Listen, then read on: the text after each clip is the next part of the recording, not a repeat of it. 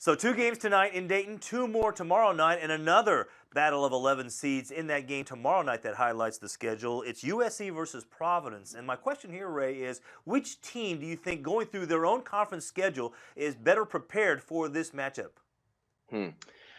Well, for me, I see what USC has been able to do this year, and just one win over a top 25 opponent, and that one being a good one against UCLA. The same though UCLA team that beat them by 32 last month. So my answer to this is Providence. I think Providence has been more battle tested than USC to this point, and you look out over the course of the season and what the Friars have been able to do with wins over Butler, with wins over Creighton.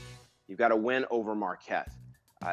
The one thing that both of these teams, that all the teams will be able to do who've had ups and downs throughout the course of the regular season is really take a mental reboot and just start all over again fresh.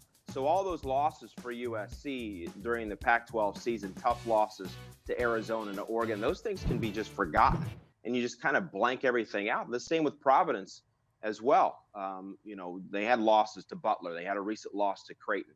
And so it's an opportunity to start fresh, and that mentality of starting fresh and starting over. And if you're coaching, to kind of find those positive things that you can hammer home, the positives throughout the season, the positives of whatever your team has been able to do successfully over the course of the season, and work on matchups. I think it could be interesting. But for me, Providence is better prepared. Going back to the original question, I think of those two teams, Providence has been better prepared over the course of their conference season.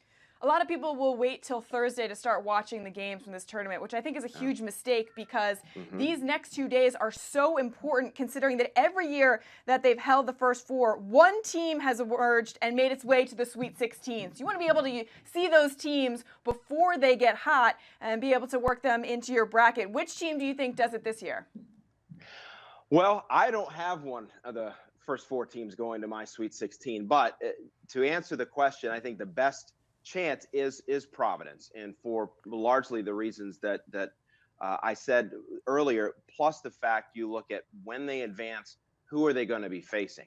And for Providence, I think they have a better opportunity as they move on with their 3 seed in their bracket, which is who they would have to beat as an 11 to get to the Sweet 16, as opposed to on the other side and Wake Forest, somebody trying to have to beat UCLA moving through that bracket to get to the Sweet 16. I know UCLA kind of stumbled down the stretch in the conference tournament, down the stretch of the regular season, but I still feel like that they're a strong team, a viable Sweet 16 contender, more so than Baylor on the other side, which is who Providence or USC would ultimately have to face.